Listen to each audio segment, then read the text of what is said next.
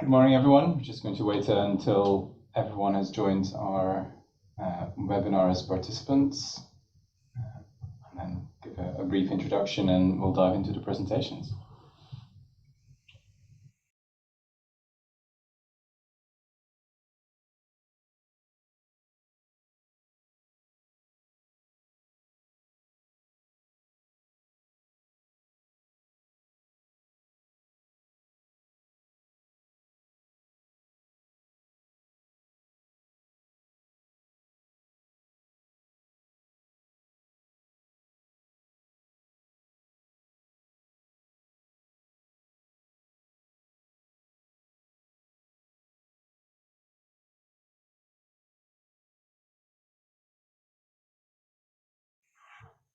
Good morning to everyone who just joined us. So we're just waiting until numbers are stabilizing of people joining, and then we'll kick off with our presentations.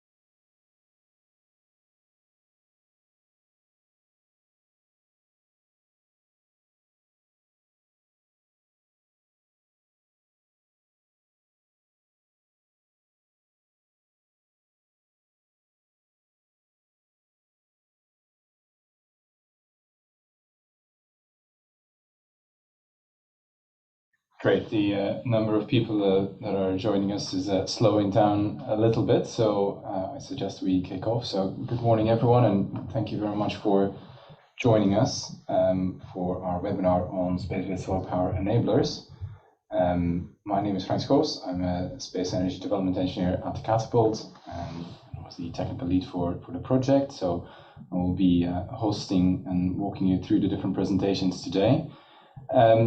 First off, though, I would like to just a few housekeeping rules. Any questions, if you put those in the Q&A tab somewhere here at the bottom of your screen, and we'll pick those up at the end of all the presentations, and we'll try to address as many as possible.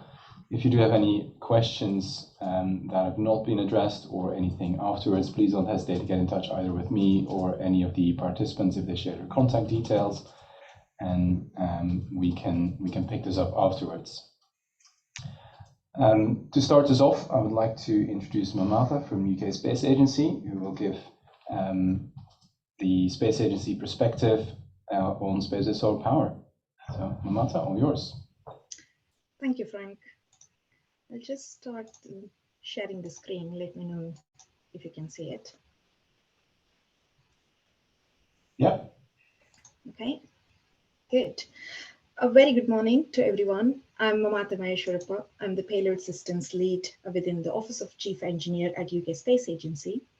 For those who are not aware, we now have a technical team which is led by our Chief Engineer, Andrew Ratcliffe, and we have 4 different streams within the Office of the Chief Engineer. We have space, mission, launch, and payload. I lead the payload stream, where I provide technical assurance and have an oversight on national instruments that go on NASA, ESA, and other bilateral missions. And I'm also the technical lead on the space-based solar power initiative from UK Space Agency. Space-based solar power almost needs no introduction. Firstly, considering the attention it has been receiving in the recent months and years, and has started to be taken seriously than ever before. Secondly, considering the audience here who are involved in this journey in one way or the other, or have a great interest or passion in the topic. Therefore, I thought instead of dwelling into the details of the concept itself, which I'm sure other speakers will do later in this call, I'll highlight the importance and why we at UK Space Agency are interested and talk about the initiatives and their status. So some of the driving factors for a new form of renewable energy are that on one side, we have the demand for energy, which is increasing day by day with the modern lifestyle. And still there are around 2 billion people who have no access to the electricity. And this demand is only going to increase, and it is expected to increase by twofolds by 2050 with the increasing population. On the other hand, the recent events around the world have raised concerns over energy security and, most importantly, climate change, with the raising fossil fuel driven greenhouse gases. And if we were to achieve carbon neutrality, the studies suggest that almost 90% of these energies must be from renewable or nuclear sources. So one of the potential solutions is space-based solar power. This was first described by Peter Glaser in 1968 and patented in 1973, basically to collect solar power in space using photovoltaic cells and transmit it back to Earth using either microwave or laser beam, which could then be connected to national grids. Since then, there have been several concepts, such as multi-rotary joint solar powered satellite MSR SPS from China, SPS Alpha from US, and there is our own concept called Cassiopeia, which you see on the screen, developed by Ian Cash here in the UK. We do use some of the solar energy on Earth, which produces less than 1/10 of 1% of the energy we currently use, that is producing 20 gigawatts of power. Even if we were to scale it up, there are challenges due to reduced solar flux that reaches Earth, which is quarter of what we receive in Earth's orbit. Harnessing the power 24 hours a day is a challenge, as the solar power remains attenuated due to cloud, weather conditions, different variant of latitudes, and interrupted by day and night cycles. So these challenges could be mitigated by having the solar power satellite in higher Earth orbit, preferably in geosynchronous orbits. Then why have we not already done it? Spoiler alert, there are more challenges. So I'll go into these challenges in a minute, but the image in the bottom right corner gives the sense of the magnitude and complexity of the structure we are thinking of building in space, which is bigger than anything we have on Earth, let alone in space. So why now? While scientists and engineers around the world have recognized the potential of space-based solar power for decades, the cost implications have meant that it was not economically feasible. But now, thanks to low-cost commercial space launch vehicles, such as Elon Musk's SpaceX program, and rapid advances in the lightweight solar panels, wireless power transmission technology, and budget, that the budget could now be within reach. And also having robotics can eliminate the need of having humans to build the structure in space, which again helps in bringing the cost down. So as I mentioned earlier, there are many challenges that we need to address. To mention a few, very top level ones, not going into the technical challenges yet. Firstly, we need to understand the complexity of launching and building the biggest ever structure in space, and that too using robots and AI. We are still yet understanding the debris mitigation and end-of-life measures for the existing satellites in space, and this definitely needs to be sped up if we were to have SPSY. We need to understand the volume of the launches required, probably around the world, and the regulations and the licenses associated with that. The effect of flora and fauna is not understood yet. We need to go into the details of that as well. And the challenges with the frequency spectrum and the interferences caused to the existing infrastructure, etc. I'm very sure this topic is covered later, so I'm keen to hear on that. So in order to address some of these challenges mentioned, we in the UK have got several initiatives. The first one being the technical feasibility study performed by then BEIS, which is now Department of Energy Security and Net Zero. This work was led by Fraser Nash and completed in 2021. Following this, we have a UKSA Department of Energy Net Zero joint SPSP innovation call with 4 different lots focusing on different aspects. Such as in lot 1, we have wireless power transmission. Lot 2 has high concentration solar photovoltaic cells. Lot 3 focusing on systems energy and energy engineering. And we at UK Space Agency are focusing on lot 4, which is looking at mission architecture feasibility study. I guess there will be some announcements around next week in Bristol, so stay tuned on that. So while this was all being set up, we supported Satellite Catapult in investigating program enablers and accelerators that has now been completed and which is going through review. I've read some reports already, and there is some great work that has gone into it, but also more challenges being identified. I'm sure we'll hear more about the findings during the webinar, which is good. That's how we learn about the complexities. So there are all these national activities, but internationally, this has raised interest in countries such as Saudi Arabia, who have ambitious plans for collaboration and innovation, and also European Space Agency, who are exploring the feasibility of space-based solar power through Solaris program. Lastly, what I would like to say with all these initiatives and the momentum building in the world, in the UK and around the world, is that if we are successful, we will not only just start a business, but launch an industry. But none of that is possible without your support and hard work. So thank you.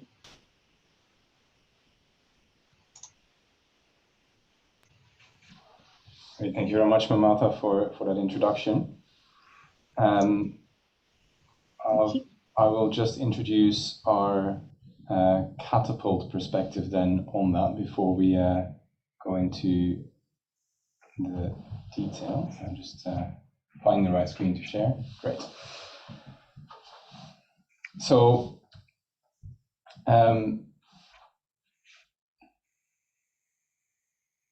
right. So, as I already said at the beginning of the call, my name is Frank Schoofs. I'm a space energy development engineer at Catapult, and I'm technical lead for the space and solar power enablers work. And I will just introduce how we got there, what the overview of the program is, and then we can go into the details of the different tasks. So first of all, the mission of the Catapult is to innovate for a better world empowered by space. And the way we do that at the Satellite Applications Catapult is within our strategic framework, we're covering different themes and missions around autonomous Earth, connected Earth, beyond Earth, and then where space-based solar power fits is sustainable Earth. We've got various different ways in which we try to live up to our mission by working with the marketplace, enabling businesses, and empowering technology and looking at the cutting edge technology. So in Sustainable Earth, so these missions are portfolios of different projects and themes that try to achieve a certain goal. And so in Sustainable Earth, that's where the space-based solar power program sits as what we call an intervention or a strategic theme. And so the Catapult has different activities in space-based solar power fitting within the framework that Mamata just described. So the first activity is around the Space Energy Initiative. So Catapult was one of the co-founders of the Space Energy Initiative. And then we are also supporting Space Solar, which was set up based on the recommendation of the advisory board to the Space Energy Initiative in order to attract funding for the program. Other activities that we are working on, we are working on a Phase A study with Halasselina Space as our partner, which is funded by the SBSP Innovation Competition, which Mamata mentioned. This is the Lot 4 aspect. We also have a project in Lot 1 around wireless power transmission, working with Imperial College and Queen's University Belfast. And so in both cases, we are looking at the Cassiopeia concept and trying to work with that to try and build more confidence in the final solution based on the Cassiopeia architecture. And then the final strand is the SBSP enablers work, which of course we're talking about today. Just want to come back to the Space Energy Initiative. So as part of the Space Energy Initiative, we developed a roadmap to delivery of space-based solar power. It's broken down in different phases, in 4 phases, with key demonstrators in each phase of increasing complexity, increasing power delivery, but mimicking our learning along the way, and the technology risk reduction, because again, Mamata introduced different risks alongside that go alongside space-based solar power. Rather than trying to tackle all of them at once, we're looking at a progressive de-risking activity across 12 years. Now, 12 years is very tight, which is why we worked with the Space Agency to define our Enablers project. And there are three principal aims for that project. The first one is to try and increase our confidence in and enabling the rapid development of space-based solar power. So we've got that ambitious plan. How can we increase our confidence that we can achieve that, and how can we make sure that we maintain the pace of that? The second major aim of the Enablers project is to confirm the UK's position as a frontrunner in realizing space-based solar power. And it's been amazing to see the attention and the applause for the SEI, and we're really building on that within this project.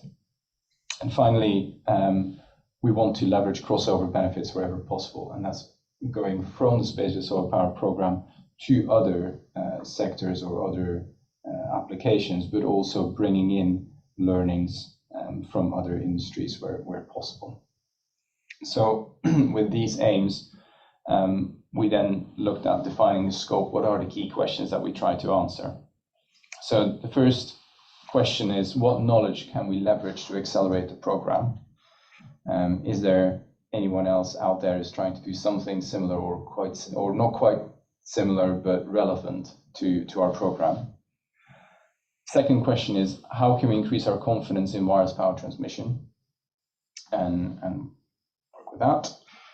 Third question is, how can we rapidly test robotic manipulator prototypes? So we don't yet know necessarily what those manipulators would look like, what those robots would need to do, what they look like, what we need to test, but we need to be able to rapidly test those prototypes in order to screen them. So that's what we're figuring out with this question. And then the final question is, how can we address concerns around infrastructure and security? Again, one of the challenges that Mamar has touched upon. So those four questions led to a project structure based on those four key themes with different tasks between them. So we looked at digital engineering, standards, regulation in order to fast track in-orbit demonstrators. Around power transmission, we looked at a pre-phase A study for a vertical demonstrator that we proposed within the SEI roadmap. We looked at modeling, interference, there's a robotics piece, and then around infrastructure and security, we looked at cybersecurity and mission security, and also an early assessment of potential biodiversity impact. Now, of course, this is very ambitious. This is not something that Satellite Applications Catapult can do on its own, and we really built on the strength of the SEI and the supply chain within the UK to help us deliver this program and provide us with expert input. And so you can see the logos of the different organizations that worked on this. And we've got all those experts here today to talk briefly about their work that they've done on this project. So we'll now get into the juicy bit of the technical details. So we're going to just follow and run through them, and we get people to share their key findings with you today. So the first person and the first organization is Accenture. So I'm going to stop sharing. And Sonia is going to talk us through Accenture's findings on digital engineering. And Harriet is going to support her later on with the Q&A as well. Thank you, Frank. Hello, everyone. Thank you for having me on this call. I'm a senior manager within Accenture's power generation and infrastructure practice, and I'd be leading the Accenture team who've been working alongside Frank, Dave, and the Catapult team to deliver or define a digital engineering roadmap that will enable the space-based solar power program. And this has been part of the enablers workstream that Frank you just talked to. I also have Harriet here, who's joining me, and she's our digital engineering specialist, and she'll be also partnering with me on this segment to give a bit of an overview of what we have been delivering. If we jump to the next slide. So in February this year, we kicked off a piece of work with the Space-Based Solar Power Programme to better understand what digital engineering capabilities are required to design and develop a first-of-a-kind space solar system that we've just heard about. So we know that digital, it's well understood that it's a crucial enabler to any major capital project delivery, particularly in the energy sector. Our research shows that 9 out of 10 major projects have cost overruns and more than 90% are not delivered to schedule. So digital is a really key lever in enabling capital projects to be delivered on time and to cost, and even more important when we're thinking about targets that have been set from a net zero perspective. We need space-based solar power for baseload electricity to help achieve that 2050 target. So we are working to tight timescales, and we need to prove and build out these assets and this baseload electricity fast to keep that goal alive. So being greenfield project, space-based solar power has a real opportunity to begin with really good digital practices to begin with. But there are some challenges that many typical heritage projects and old organisations tend to struggle with that actually space-based solar power could really overcome from the outset. Heritage projects tend to have significant and rising IT regret costs, a significant systems obsolescence, and a wide range of challenges when it comes to having the right capabilities to actually compete effectively. So one of these challenges also that we see from some of these organisations is actually having sufficient access, and unvetted access, but also structured access to data, and data that really is built up over the life cycle of the projects, from engineering design through to operational data, and having those practices and those capabilities set out from the beginning is really going to help to support the digital engineering journey for the space-based solar power programme. So the projects that we initiated along with Frank and the team was very much exploratory. It was very much centered around a number of co-creation workshops to scope out what capabilities are required from a digital engineering perspective.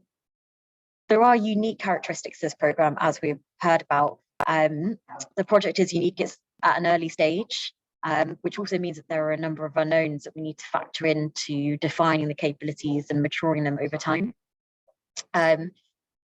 There's also a variety of specific characteristics that we need to take into account.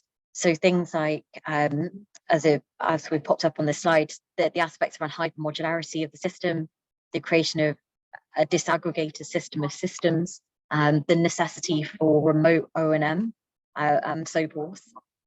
We also need to take into account how the asset will be designed and delivered, and there's unique characteristics pertaining to that as well. So there'll be a necessity for a high volume of manufacturing of components and materials, a concurrent level of design, so concept design, there'll be multiple concept design that will be established, and lots that will, and multiple designs that will be worked through in parallel. But there's also a need for the enabling infrastructure to support this. So it's both a manufacturing engineering challenge, but also there'll be a capital project aspect to this as well that I mentioned. So if we jump to the next slide, before I hand over to Harriet to explain what we delivered and some of the outputs that we pulled together with the team, I just wanted to give you a flavour of what is the ambition of this piece of work and some of the design principles that will help us structure and focus the decisions around what digital tooling what digital tools do we invest in going forward. So in terms of the ambition, this is very clear. The programme is a complex, first of a kind, and accelerated programme, which is critical to net zero, as I've just mentioned. But to achieve that, we really need to aim to use from the outset best-in-class digital engineering capability and practices that can enable and empower fast decision-making. And also, in line with this, traceability and enduring preservation of design options. And in doing so, we're going to be able to achieve game-change innovation, whilst also ensuring robust control of the project to mitigate any programmatic and technical risks as they come up. So we landed on 7 design principles that support this. And again, as I mentioned, these will really help to inform where the investment goes in terms of digital tooling, and how does the overarching kind of digital architecture look like. I won't spend too much time on this because I think Harriet will bring this out in the overview of some of the outputs. So with that in mind, I'll hand over to Harriet.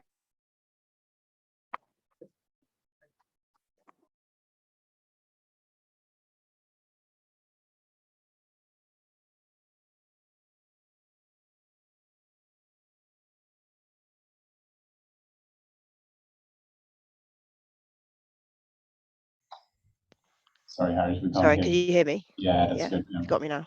Oh, thank you. Sorry. Thanks, Sonia. Please can we move on to the next slide? Thank you.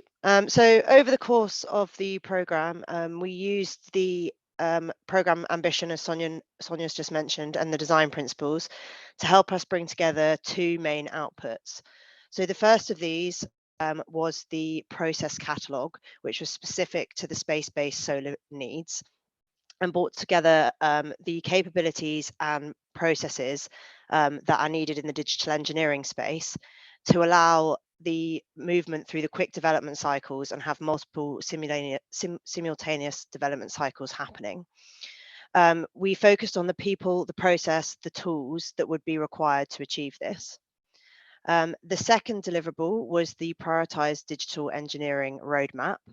And this was split into 3 time-focused prioritization areas and cut across 4 different capabilities, focusing on the X-dimensional design management, the supply chain and manufacturing management, simulation and verification, and agile program management. It also touched on some of the key foundational capabilities that are required, such as data practice and communication and connectivity. I think everyone will agree that we've had some really interesting conversations over the 8 weeks, and all of these could have led to their own workshops. But it's been agreed that the initial priorities that need to be focused on are the implementation of a risk management tool, and how we can look at the digital capabilities that are required for complex project management, and also to focus on the requirements and assumptions management and the people, the process, the tools, and the data that will be required to implement this as we move into the concept design phase. So yeah, thank you very much, and we're really excited to see what happens next. So I'll hand back over to you, Frank. Great. Thank you very much, Harriet and Sonia, for talking us through the digital engineering piece. John from Fraser Nash Consultancy is now going to talk about the standards and gap analysis work that they have done.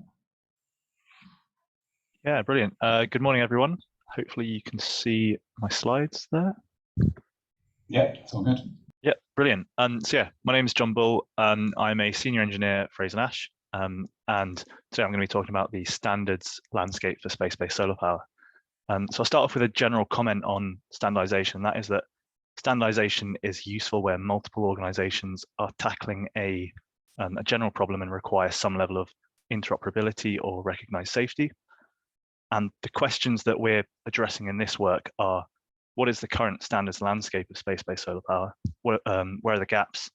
And then of those gaps, what are the high priority areas to standardize? In terms of our approach, we started by looking at the high-level standards before drilling down into some key technical areas. We had a research team consisting of our task engineers, and then they were supported by our subject matter experts at Fraser Nash. We reviewed over 250 different standards, guides, and similar documents, and produced our report with our recommendations. So now onto the findings and what we had. So starting off with our high-level gaps, we looked at things like the business processes, life cycle, safety, interoperability, and these are all kind of application agnostic, and they kind of apply to various different industries. So there's good coverage here from the standards, with the exception of life cycle, where we've got some quite specific stuff for space-based solar power. So very specific design standards, and in particular decommissioning of such a system is going to be quite novel for SBSP, and that was quite a serious gap that we identified. Looking at our technologies, so in terms of wireless power transfer, this is a very novel technology area and correspondingly has very few standards.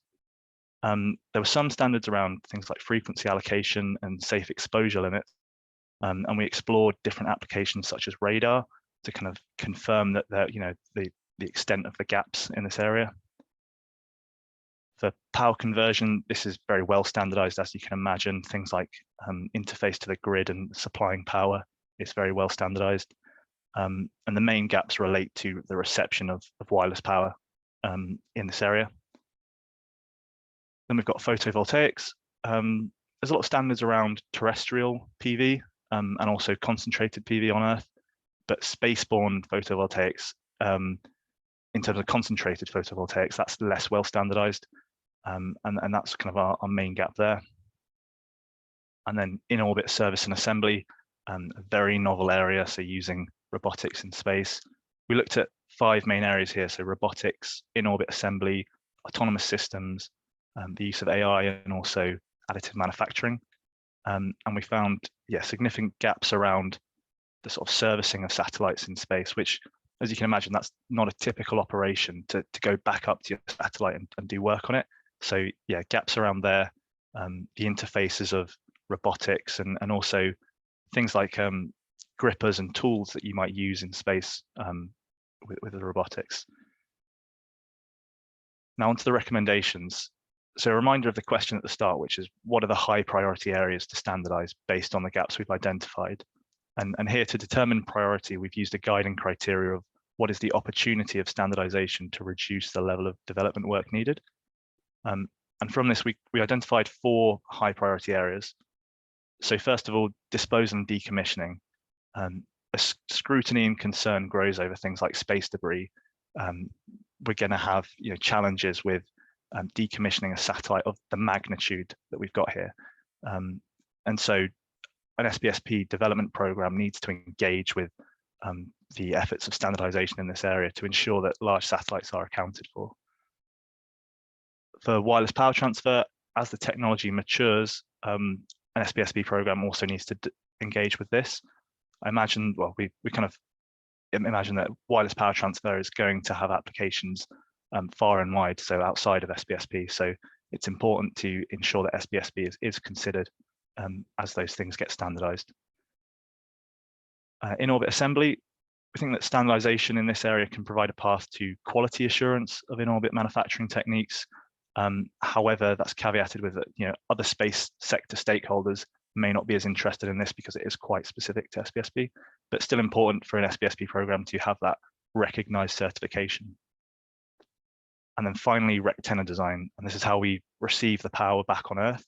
The key benefit of SPSP is the flexibility in deploying power to a range of locations, and therefore there needs to be some standardization in that interoperable sort of features on the rectenna design. And I'll just wrap this up by talking about the low priority areas. To reiterate, it's not a priority to standardize areas that are highly specific to SPSP.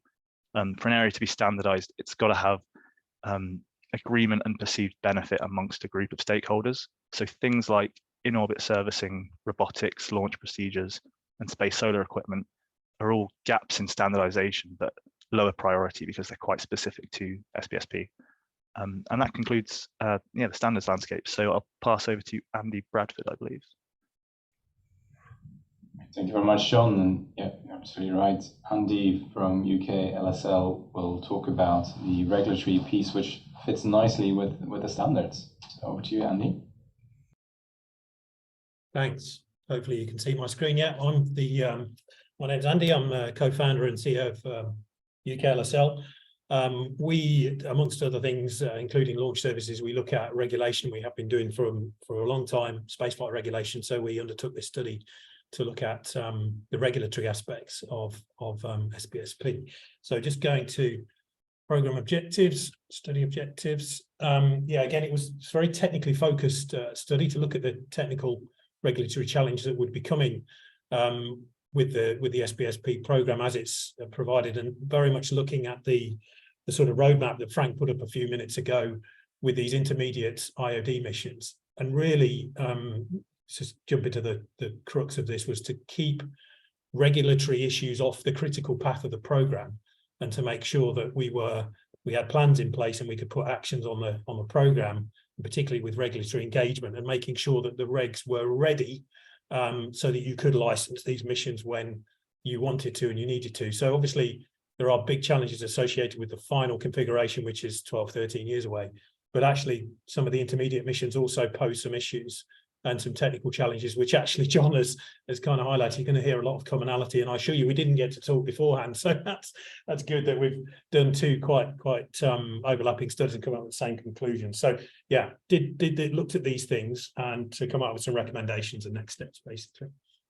So that included looking at current and foreseen mission plans and technical solutions. So my background is spacecraft systems engineering. I've worked at SSTL and built quite a lot of spacecraft, or been involved in a lot. So we're also aware of the regulations are, will and will not sort of allow. I mean, they're not prescriptive in terms of it's not that they will or won't allow, but we do know from how they're structured that if you're going to do a 2-year or 3-year development program like the early IOD mission, if it has certain features within it, it might be difficult to get that through the regulatory licensing process because, quite rightly, in the UK, at least, we're looking at mission robustness, not creating any debris, not having any liabilities, not basically flying satellites which have either a good chance of not working and or creating problems for other satellites. So that was the main sort of issue in the first, or the focus of the first piece of work, and to say, well, actually, we should probably make technical solutions that look like this.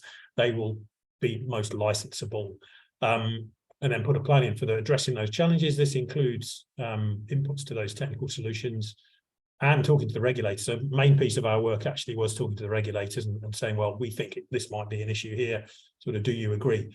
And then generating what we call this licensing roadmap, which I'll show you at the end of the presentation, which is a very, very top level plan, which shows the kinds of things that we think should be done and put into the overall program plan to make sure that you meet that objective of not having the regulatory stuff ending up on your critical path and ending up with a delay because you didn't think that putting something in place which you needed to get your licenses.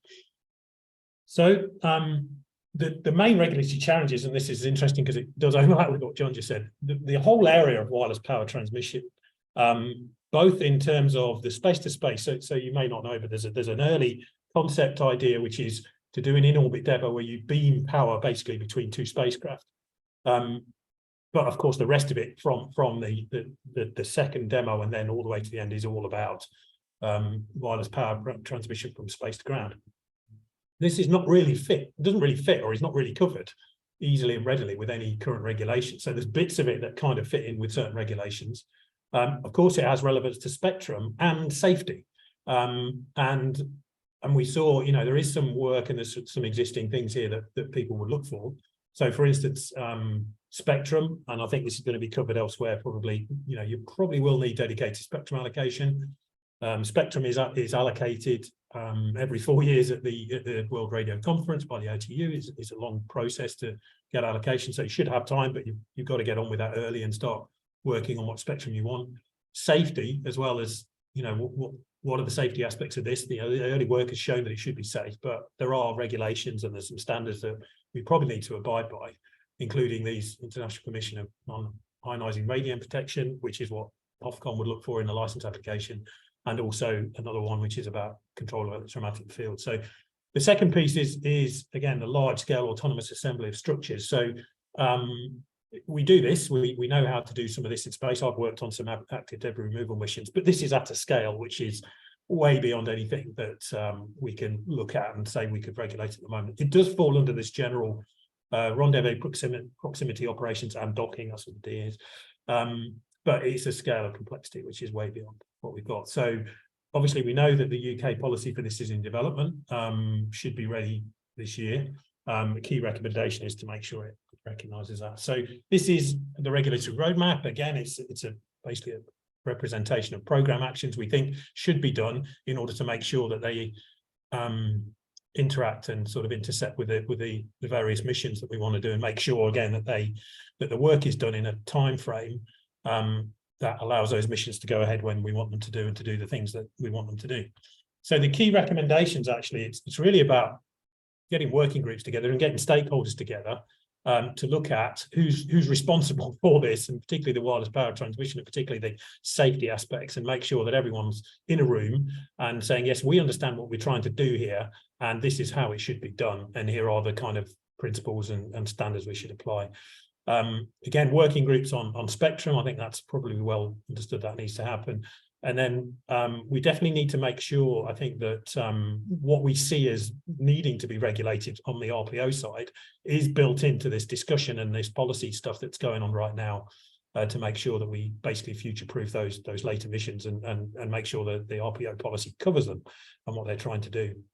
And then really, again, it's the last one. I'll jump to the last one. And it's really to recommend that this regulatory roadmap is incorporated into that overall program plan to meet that key objective of keeping regulation and licensing off the roadmap, off the critical path for the program, which I don't think anyone would want to happen. And I think that's where I will stop talking and look forward to questions at the end. Thank you very much, Andy. So we're now going to change tack a little bit from our program assurance strand to our wireless power transmission strand. And first speaker is Mike Hontoir from Satellite Applications Catapult, who will be talking on behalf of Blue Bear Systems Research about the work that they have done. Thank you, Frank. Yes, so addressing a question that Frank raised earlier, how can we increase confidence in wireless power transmission? And this is a precursor to some of those IOD missions that were highlighted just now by UK LSL. Move to the next slide. So as of 2023, the majority of proposed space-based solar power architectures rely on the use of microwaves for wireless power transmission, or wireless transmission and receipt of that power. And this is something that has and is still being pursued by several nations. But what we've highlighted is that the magnitude of this wireless power transmission and the distance, they're orders of magnitude apart from where we need to get to what's already being tested. And this particular project is trying to look at the opportunity of developing a test that can try and bridge that gap, will be the first part of that gap bridging. So the objective of this project was to look at the feasibility of an increased distance test. And this will be part of the phase 1 of the SEI roadmap that we shared earlier. This project starts from a need, and I represented the user in this particular project, as I said, giving this presentation on behalf of the supplier Blue Bear. So these were the needs that we started with. Not going to read word for word what's on the slides, but as I said, we're essentially looking at wanting to understand atmospheric attenuation, quantify the beam density, and to be able to plot the characteristics of a wireless power beam at specific distances from a transmitting antenna. As I said, the gap bridging is achieved by using increased distance, and we will cover those parameters now. So these are the constraining parameters that we provided as part of this project. The frequency is relevant for space-based solar power. The beam intensity is designed to be at the higher end of what is currently allowable, and the transmission distance is not necessarily arbitrarily chosen, but it sits within that gap between what has already been done in hundreds of meters towards thousands of kilometers that we need to achieve. I will run through the concept of operations just to kind of give a flavor as what the test would involve. So the setup shown on the screen, as you said, there's a caveat at the top. The visualization is not intended to be completely representative of any particular solution. Essentially, at a suitable test range, we would have a transmitting antenna pointing vertically. The equipment involved would also require a high altitude platform, and commissioning and ground testing would be done before the test phase as part of this deployment phase. Once we have an airborne high altitude platform, it would then move into an intermediate altitude. So this is shown at 500 meters on this graphic, above the transmitting antenna, and it would then follow a predefined route to capture data regarding the intensity of the beam, and it would be able to plot this against its position in 3-axis so that we could understand what the intensity is and create beam characteristic mapping from that. This area, so the diameter of this particular area, is linked to the specific frequency, whether we choose to use amplification, and also the distance between the transmitting antenna on the ground and the altitude itself. So the distance is not explicitly given here, but there is definitive linking. And as I said, we set the upper and lower bounds for this project at the outset.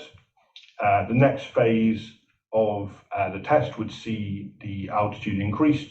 This would enable us to understand any atmospheric attenuation effects, and we would conclude with the high altitude platform being recovered. So Blue Bear Systems Research identified 3 different types of high altitude platform. So this is an area that they do have specialism in, and we're going to run through very quickly these 3 different types of platform. So the first is a fixed wing UAV. So this scores highly for endurance and the ability to follow the required flight patterns, but it does score lowly for its inability to integrate well with large payloads, or payloads with a large surface area. And this project was looking at exploring whether it was possible to use a larger sort of multi-element receiving antenna as a payload, and we will come on to whether we think that is suitable in a moment. So aerodynamically, the fixed-wing UAV is assessed as not overly suitable for this, and there's a rough order of magnitude cost for purchasing of a platform shown here. Second option is rotary wing UAV, which scores highly in similar areas as a fixed wing, so for flight patterns, and it's got a very good sort of repertoire of operational experience, but it does score lowly for endurance and also for integration with large area payloads. And the final platform type, which was identified as an aerostat, does have different variants, which is why there is a varying rough order of magnitude cost. Scores highly for payload integration, but lowly for positional control and also autonomous control. And we'll come on to why autonomous control will be quite useful now. Essentially, one of the main points of the report that was generated by Blue Bear's work that they've identified is that we really do have to consider the environment in which these platforms would be operating. If we're transiting an area of high RF, then actually the flight systems within those aircraft will have to have RF shielded enclosures, and also it's likely that they'll go through they'll experience deadening, in which case, as I said, the aircraft systems themselves are likely to have to be autonomous so that they can work remotely and autonomously without the use of constant communication. Demonstration sites, this was one of the final pieces of work that Blue Bear did, identifying suitable demonstration sites. Because of the type of work that we're doing, they would have to be either a temporary danger area or a danger area. Given the timescale in which we were asking them to work, they've identified that it would need to be a danger area that's already established, and they've shown here that there are options available for the altitudes that we're looking for, and they are suitable in 2 of the cases for all of the 3 different types of high altitude platform. So the outcome of the report was that the first option is that we could go with a commercially available off-the-shelf rotary wing UAV, which would require some platform modification for RF shielding and additional enclosures. We could integrate that with a payload, but it would come with some constraints on payload sizing due to the aerodynamic considerations and downwash from the UAV. And inclusive of hardening, testing, commissioning, etc., a rough order of magnitude cost is £1 million at this time. What they've identified is that using a smaller product, reducing the size of the payload, reduces complexity and the necessary integration, and this would have a rough order of magnitude cost approximately half of option 1, and option 2 is shown here. So again, this is taking a slightly alternative approach, not using a multi-antenna receiving array, but using a single antenna, and the result would be that this trial would require additional passes to gain the same level of data capture, but by reducing payload platform associated facilities, it could come with a massively reduced cost. And that concludes my part of the presentation. Back to you, Frank. Great, thank you very much, Mike. We're now going to go into modeling of space solar power and wireless power transmission antennas. I've got 2 talks on modeling, one from Altair, and then after that, one from Lyceum Electromagnetics. So, Swapnil, do you want to talk about the work that you've done at Altair? Yes, thank you. Let me share my screen, Frank.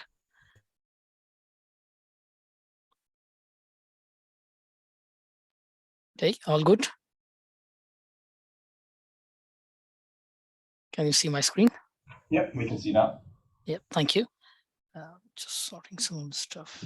So, good morning, everyone. I'm Swapnil Kulkarni, representing Altair Engineering. So today I'm going to present work done with Frank and his team on the antenna area and interference analysis. This is specifically looking into the modeling aspect, investigating the challenges, and okay, so let's roll on. So I represent Altair Engineering. I work as a principal application engineer. My background is computational electromagnetics, and we had primarily used Altair FICO, which is a comprehensive electromagnetic code, and WRAP, which is a more of propagation and network planning kind of tool, but specifically the satellite model from WRAP to investigate the interference on the site. We work on a pretty broad spectrum and portfolio, and we have an in-house consultancy PD team here in UK. Let's move on to the work. So we started with investigating the individual elements of the array antenna. So by this time, probably you might have seen a couple of images shared on the actual full structure of the SBSP, and it does has I want to recall a specific image wherein you have the antenna at the center and the solar panels at the top and bottom end, which collects this energy, and then you need a very key element, the antenna array, which then transmits this energy down to the receiver station, which would be erected on the Earth surface at desired location. So we started investigating with the basic element, and this data came from Frank and his team. And so essentially you now look at the magnitude and phase for a tripole-dipole arrangement, and you want to check how the steering works for 3 different configurations: 0 degree, 45, and 90 degree. So what you're looking now is at the just the individual tripole element I'm talking, wherein it has been modeled with in the tool FICO, which is considering the dipole as a very idealistic dipole, the ideal dipole elements, where you are looking at infinitely small dipole. And then you look at the radiation pattern in at azimuth for 0 degree, 45, and then 90 degrees. So obviously the blue corresponds to the ideal dipole, the red corresponds to the dipole, which is now a more realistic and has an impedance match. And then you're looking at the green one, which is with the Lyceum EM. There's a comparison, how do we stand against? Okay, so you can see a pretty close match, with the red ones, yes, there's subtle difference, obviously, because you are now looking at realistic dipoles, and there will be coupling in between this each of the individual dipole antennas. Now, if you observe carefully, it doesn't matter for 0 degree or 45 degree. So there is a mutual coupling effect, which has a very dominant effect on each of the other elements, and the impedance which the individual antenna is looking now changes, and then this obviously leads to a kind of a more directed lobe, or you can say more directive pattern in a certain direction compared to other. This can be also investigated if you look at just the currents on the individual dipoles, or just looking at the near field, which is very obvious. So yes, you will need to think of working on how do you offset this magnitude and phase in order to achieve the directivity and steering at a very as per the design specifications. Let's look at the model one. Now what you are looking here is the full, so that's for the image I have recall from the space-based solar power typical configuration. What you are looking is, this is not the final array, of course, but it's a 3D, and you can see it's a twisted arrangement. Each of the dipole is now arranged in a specific XYZ location, having its own individual phase and magnitude. This again came from Frank and his team from CSA, Catapult Space Application. So in FICO, we had a customized macro where all it does, it just reads the locations. You have the base antenna element. It could be anything. In our case, it was specifically this tripole, which we investigated. And then the same base dipole element is then used to generate an array. And you could see this is a 21 by 60 arrangement.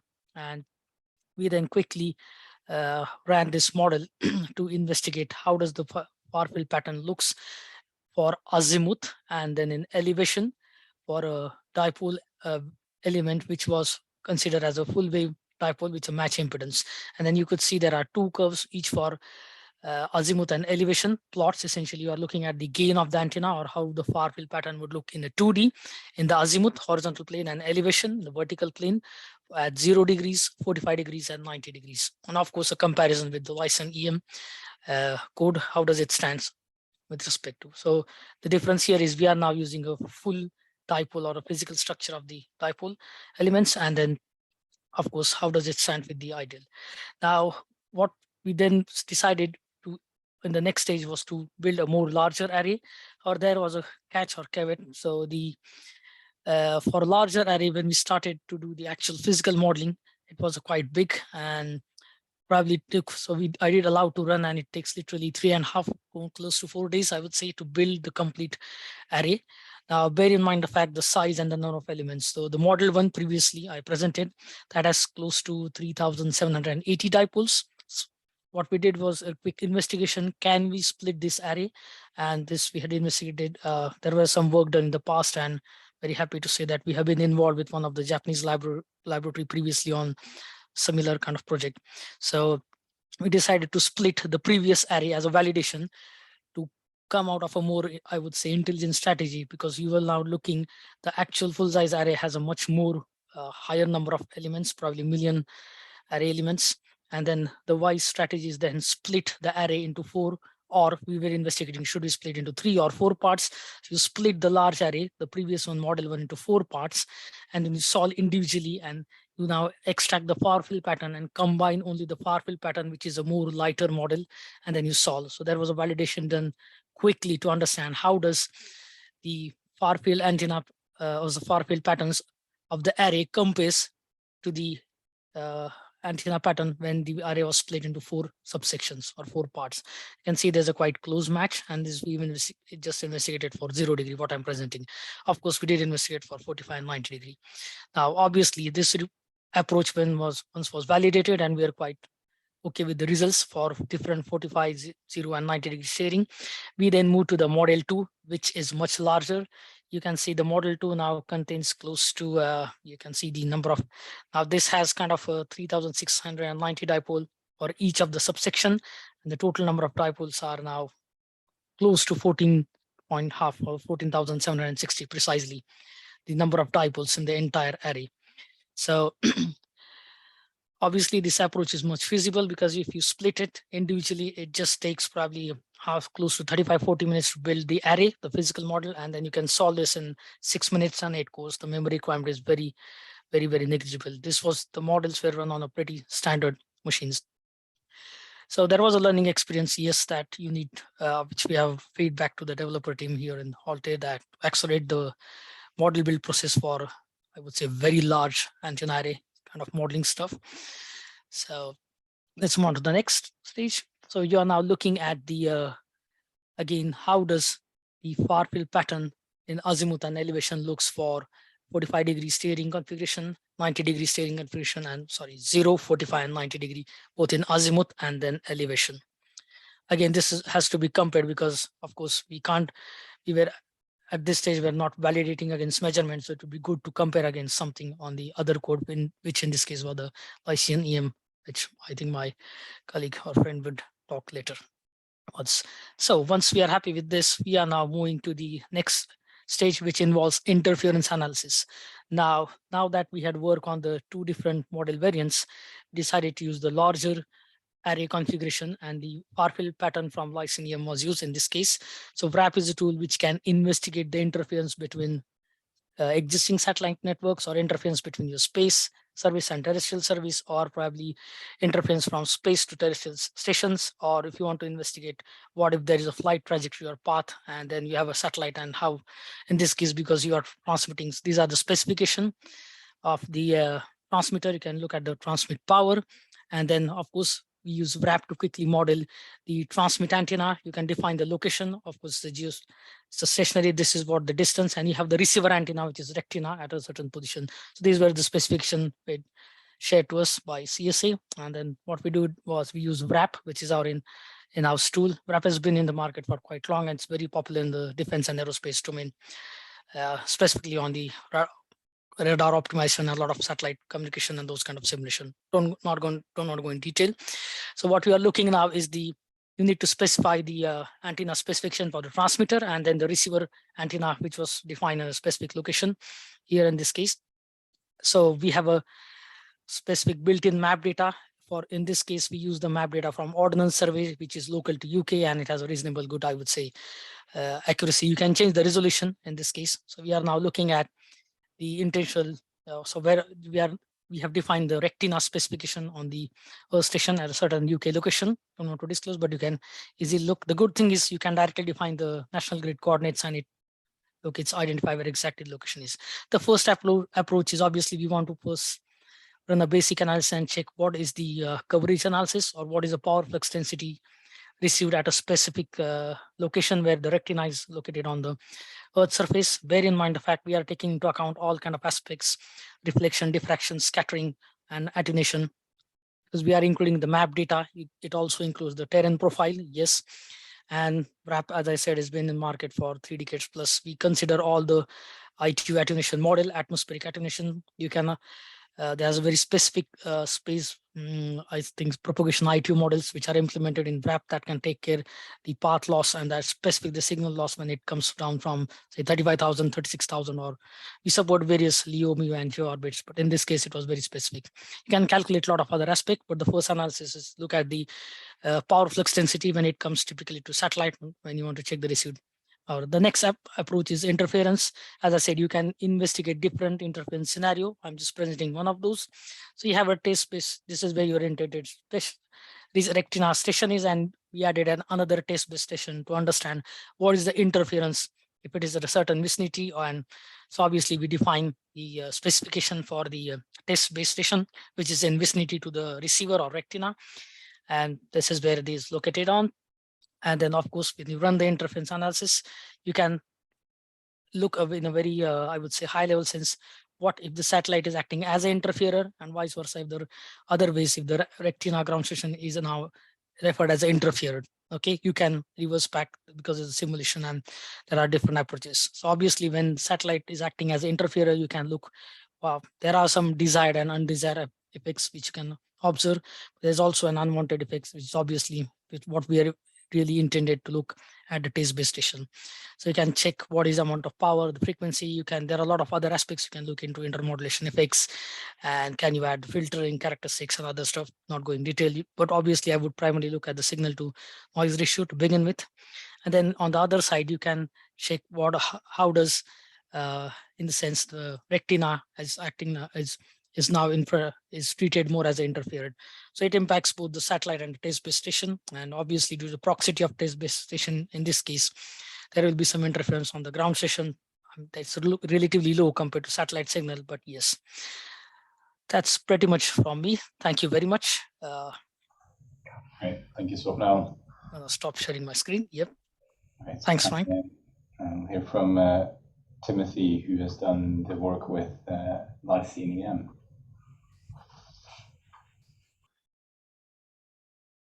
Yeah, I just need to wait for Swapnil to stop sharing so I can share. Yep, sorry, Tim. I was figuring. Quite right. Yep. So, while Timothy is loading it up, I just want to acknowledge the support from IECL that we've got during these projects to help us with Cassiopeia as well. So, Timothy, all yours. Right. Good morning. My name's Dr. Timothy Pelham. I've been contributing to this work through Lysine EM Consulting. Just to give a little bit of brief introduction, Lysine EM is an open source electromagnetics package, which I published in April last year. It was originally intended for rapid virtual prototyping of antenna arrays for complex systems, whether it's a mobile base station to go in an urban built environment, or a radar to go on a satellite, or indeed medical imaging. The idea being to allow for rapid collaboration and flexible modeling of what can be very complex scenarios to allow for the design and de-risking of different antenna array designs. It's since developed a little bit more into a much more capable channel model with both frequency and time domain modes. And we've published some quite good research validating it at quite high frequencies, up to about 24 gigahertz, where it's demonstrated an agreement between the measurement and the modeling of about minus 69 dBs RMS error. It currently uses a Huygens approximation instead of using full antenna array design information, but that's intended to allow for this rapid virtual prototyping approach. So in terms of the actual space-based solar power, for this initial work, we had a look at Cassiopeia at different scales of operation. Swapnil's already showed some of the comparisons between FECO's both ideal current source antenna sources and much more realistic antenna sources with much more significant coupling between the different elements. And I think that is really the key thing to look at as we develop the software solutions and the designs for wireless power transfer over these distances, is the beamforming and the antenna array design support that robust and easily controllable wireless power transfer. Just to give you a bit of an idea of the scale of the problem, the largest antenna array that we modeled in part of the initial work, that's what we introduced in Model 2, has almost 15,000 elements. And within Lysine EM, it builds and simulates in less than 2 minutes, which is excellent. But even on this graph here, on the right-hand corner, you can see a 2D cut in azimuth of Cassiopeia at this scale, steered to 0 at 60 and 120 degrees. And you can see it has this quite good directivity in the desired directions, but there's also a lot of relatively high side loads, which is not desirable for efficient wireless power transfer. And also, this is only a small fraction of the full-scale Cassiopeia, or indeed any of the current space-based solar power concepts for transferring power over this distance. The full scale is just over 1.7 kilometers across, with over 1 billion elements. That's 3 to 4 orders of magnitude larger than the largest antenna array ever built on Earth so far.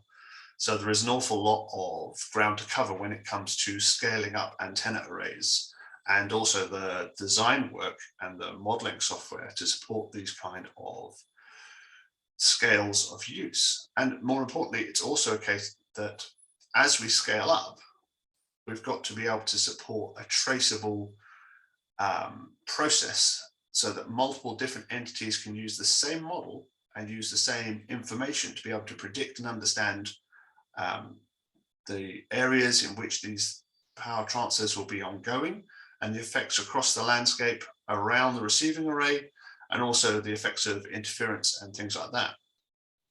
And that's something that we're going to be looking at in the next year or so. Lycine EM, which is, as I said, open, so anybody can use it and access it and contribute to its development. We're going to be looking at open standards for antennas and array patterns, antenna array design, and also for wireless power transfer, with the intention being that not just for space-based solar power, but also across mobile comms, satellite communications, and radar modeling and design, there is this opportunity for collaboration and contribution as we scale up to the computational intensity required for space-based solar power. And that's not just in terms of standalone modeling on high-performance computing clusters, but also enabling much more accurate modeling of the atmosphere and the effects of different weather conditions on wireless power beaming, also on the ability of different researchers across the globe to do initial modeling to investigate the effects of different beamforming algorithms on the wireless power transfer as a whole. And that is, I think, something that's going to be very interesting as the research develops, as we move from large, but not large enough for the scales required, to being able to support these gigascale antenna arrays at both ends and having robust and flexible models that we can transfer and demonstrate the safety and the reliability of this technology. Just in case you have interest in research or collaboration in this area, I would also like to take a minute to mention that the workshop that we're going to be holding in Bristol next week on the 4th of May. We have speakers from the UK Space Agency, European Space Agency, and also Professor Paul Monks, the Chief Scientific Advisor for the Department for Energy Security and Net Zero. And if you're interested in this particular area, or if you are looking to get into space-based solar power, I would encourage you to register for a ticket and come along, and we can have a good discussion on the key enabling technologies, but also where to go from here and what things we need to include in these open standards.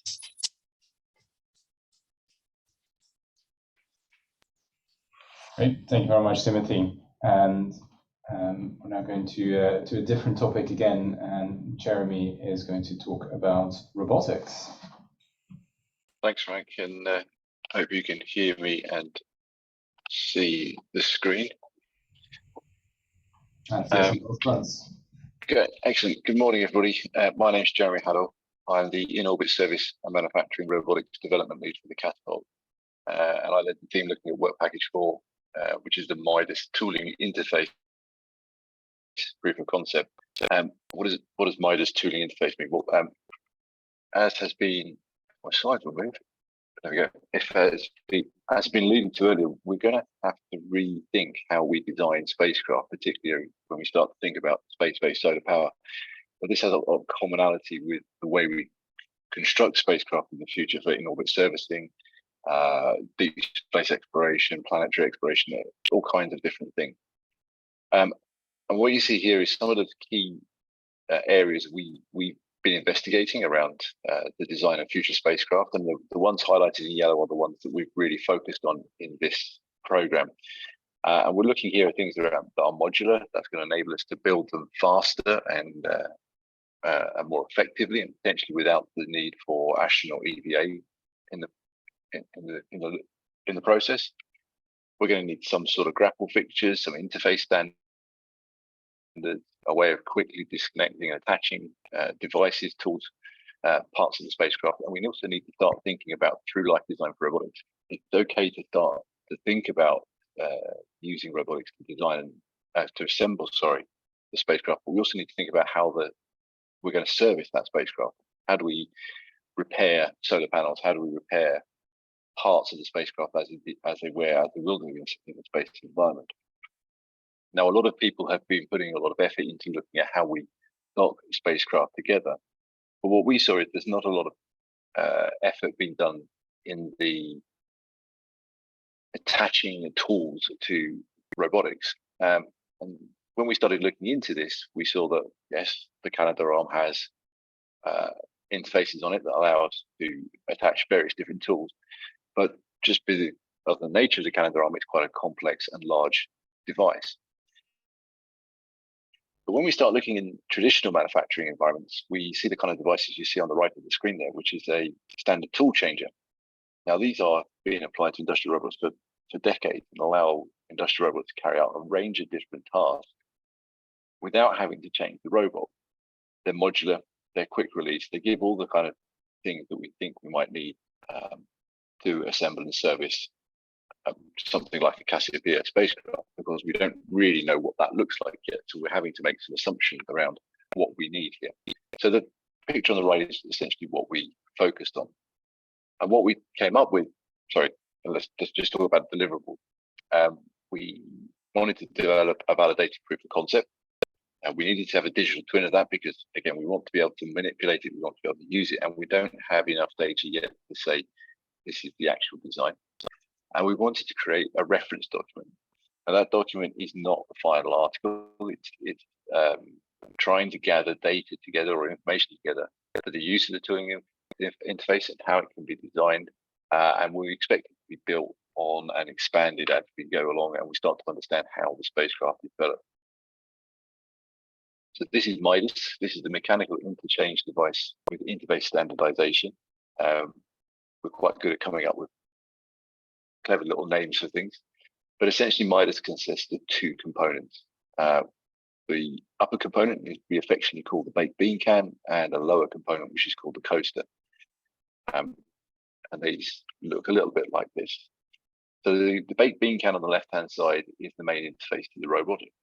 It's on the previous slide we've shown it attached to a universal robot. That's not a robot that you would send into space, but it's been designed so that the bottom end could be changed and you could attach it to essentially any type of robot that you might want to use in orbit. That could be a traditional serial arm robot, or it could be a crawler robot, it could be a soft robotics device.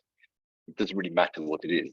The aim of this would be able to build this, to attach this to any type of robot manipulator.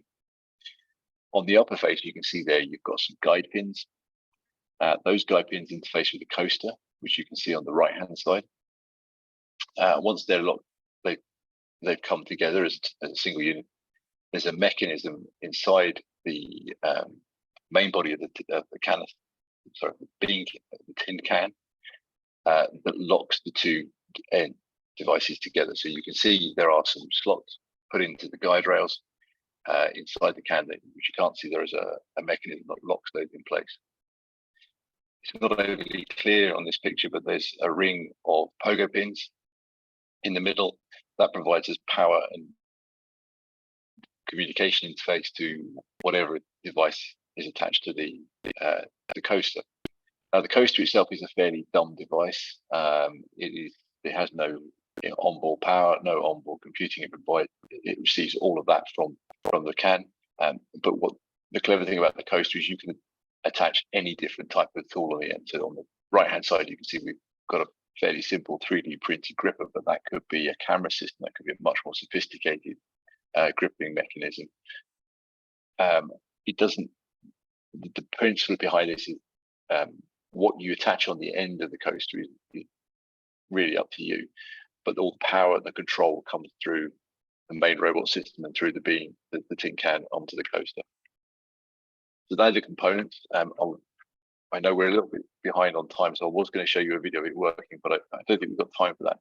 Instead, I'll show you what the digital twin model of it. So we modeled this digitally for a number of reasons. One is it gives us a great video that I can show you today, but also gives us an idea of how we can operate this device in the space environment. Now, this is operating our test facility, and this is a model of our test facility. But ultimately, what we're going to be able to do is replace the background images with real CAD data, or if we have visual data from in situ. So if we've actually built a spacecraft, put it into orbit, and I've got the data, I can then overlay that data into the model and see how the robots are interacting with that real spacecraft. I can also do this now with augmented reality or virtual reality, so I can interact directly with devices. And that's the real power of this digital model of the equipment. As I say, we also created a reference document. The idea behind this reference document is not to be a fixed and hard document that tells you what you must do to operate with a MIDAS device. It's really about capturing the requirements and the assumed requirements, providing some traceability for those requirements, setting out the future needs for the development of that interface. So beyond the proof of concept and how we develop that into something that we can use longer term as the spacecraft develops. So that was a quick whistle tour of what we've done on MIDAS, and happy to answer questions later. Great, thank you very much, Jeremy. We're now going to go to our last theme of the day, which is infrastructure and security. And we're going to start with James from CGI talking about mission security and mission security analysis. Cool, thank you, Frank. Let me just bring this up. Maybe you can still see the full screen. So yes, I am James Hedges. I am the business analysis lead at CGI for anything to do with space-based solar power. I'm just going to give you a very quick overview of some work we facilitated around cybersecurity for SBSP. So the need for cybersecurity in space-based solar power is really just an extension of the need for cybersecurity in space. With our lives being so intrinsically linked to space and with it being regarded as one of the 5 warfighting domains, we have to assume that nefarious actors will look to perform nefarious actions in, through, or from space. So with space-based solar power, we have a pretty unique coupling, which is that this is an energy project in space. So with both energy and space being designated as CNI in the UK, and unfortunately, as we've seen in the last year or so, some nations considering civilian energy infrastructure to be legitimate military targets, the need to protect and secure a space-based solar power capability is pretty self-explanatory. So CGI were contracted to deliver 2 initial cybersecurity work packages in support of a wider series of space-based solar power cybersecurity analysis. These were ultimately tasked with delivering an initial space-based solar power cybersecurity plan and an initial space-based solar power cybersecurity analysis. So to complete the security analysis, we hosted a series of workshops which involved a number of experts and contributors from across the space and energy fields. You can see from the logos there, some of whom are also presenting here today, and I'm sure many others are in the audience. So we had 3 workshops over the course of about a month. We used them firstly to scope out our deliverables, so what's going to be in the plan and the analysis, what they need to look like. Then workshop 2, which was really getting into the sort of bulk of things and identifying and discussing security threats and risks to space-based solar power. And then finally, we used workshop 3 to review those risks and threats, and then to combine them with research and start to talk about the scoring that we'd apply to them. So we took a threat-led approach to risk identification. So that involved firstly considering what a cyber threat to space-based solar power might be, what kind of person or group might pose such a threat. So that is the threat actor. Then we identified vulnerabilities in the system, and given that the space-based solar power capability is in a conceptual phase still, we had to be pretty clear with the assumptions that we were making to sort of identify what those vulnerabilities might be. But once we've got those and we can combine them with the threats, then we can derive risks from that. So over the course of this analysis, we identified 24 potential threats, which exploited 15 highlighted vulnerabilities and led to a derivation of 27 distinct risks. Of those risks, we classified 5 of them as high risk, 19 of them as medium risk, and 3 of them as low risk. And you can see on the screen, I've put the 5 high risk risks on the screen. And these clearly demand the most attention to sort of prevent and mitigate. You can see just from that table that the majority of them revolve around loss of command and control, and generally not receiving power at the intended power site. It's really important to clarify here that we did not attempt to identify controls or mitigations at this stage. So the scores you're seeing here represent the unmitigated risk. This is just the first draft of a security analysis. It will need to be an iterative document that lives and grows as the project and capability itself grows. And as we detailed in the recommendations of the report, controls and mitigations will need to be identified as more risks and more threats are identified and analysed. So as mentioned at the beginning, we delivered a draft mission security analysis and a draft mission security plan. The analysis, as you've seen, contains mostly the identification of threats, risks, and vulnerabilities, whilst the plan is a comprehensive document on establishing a good security culture, applying relevant standards and frameworks, complying with relevant laws and regulations, and then looking at the interdependencies between cybersecurity and physical security and personnel security. In terms of next steps for both the plan and the analysis, which live together, we'll need to do an asset identification activity, so understanding what are the assets that we are including in the space-based solar power capability so that we can properly protect them. We'll need to identify a governance structure that will oversee security, ensure that it's baked in at all stages. And as I've mentioned, we'll need to iterate the security analysis. So what we've done essentially so far is that initial analysis. As I mentioned, controls and mitigations will have to be identified. That should then feed in the next iteration of a design. And then following that, there'll need to be another security analysis done on the new design. So essentially, as one thing progresses, the security analysis will then have to be updated to reflect that. So that, as I said, is a very quick overview of what we've done so far in cybersecurity for space-based solar power. I'm happy to take any questions at the end. Thank you.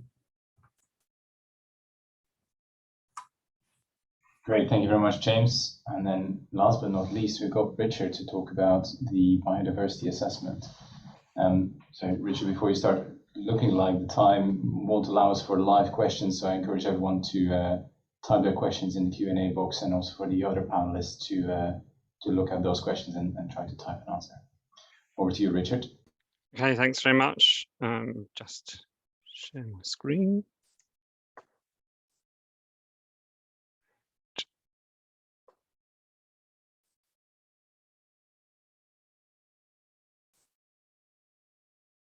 I think that's correct. Frank, can you confirm that's visible? Yeah, that is visible. Thank you. Okay, thanks very much. Right, my name's Richard Arnold, and I'm an ecologist working for SLR Consulting. We've been looking at the potential effects, both positive and negative, of the rect tenor on wildlife habitats and species or biodiversity. The rect tenor will resemble a mesh suspended above and parallel to the Earth's surface, and it will cover a large area, up to about 62 kilometers squared, or a diameter of about 9 kilometers across. Associated with the rect tenor will be electrical cables and other ground-based infrastructure. As the project is at an early feasibility stage, the location, timescales, and much of the design and construction details are not yet known. For example, the rect tenor could be on land or at sea. So we've been looking at both scenarios, a rect tenor based on land or a rect tenor based at sea. In both cases, the planning and development is highly regulated, including strong protection for wildlife and habitats. The effects of the rect tenor on biodiversity will therefore need to be assessed under the environmental impact assessment regulations and habitats regulations, and care and time will be needed to navigate through these and achieve a planning consent. For example, it will need to be demonstrated that there will be no adverse effects on any wildlife sites protected by law. On the slide, you can see just an illustration of how many of them there are and how they're distributed around the UK. The project will also need to follow the mitigation hierarchy and demonstrate a net gain for biodiversity. That means that negative effects should be first avoided, and those which cannot be avoided should be reduced as much as possible. And finally, any residual impacts should be fully compensated. And after that, even further, additional measures will be needed to achieve an overall increase in biodiversity at or near the project site. Dealing with avoidance first, the main way in which this can be achieved is by locating the rect tenor in an area of low biodiversity, supporting only widespread habitats and species. On land, this is likely to mean locating the rect tenor in an area used for intensive agriculture, such as arable or pasture. And at sea, this is likely to mean locating the rect tenor away from the coast, in shallow seas and away from more unusual habitats such as reefs and sandbanks. The routes for electrical cables and other infrastructure would also need to be carefully chosen to avoid impacts wherever possible.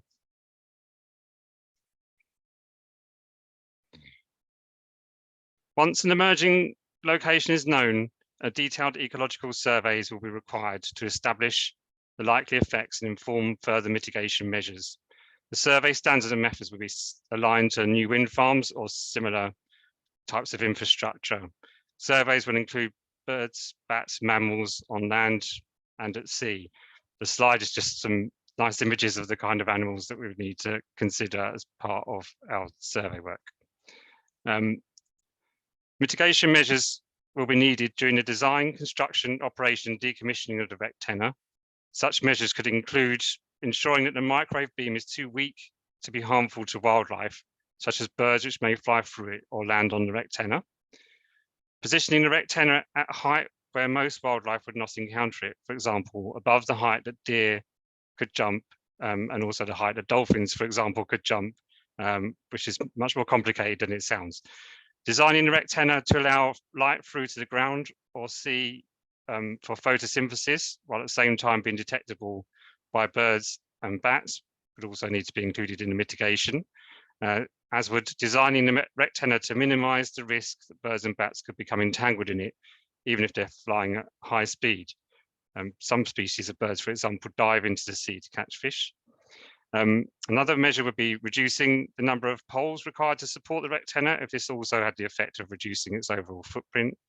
And then managing the construction, maintenance and decommissioning process carefully to minimize pollution and disturbance of wildlife would also be important.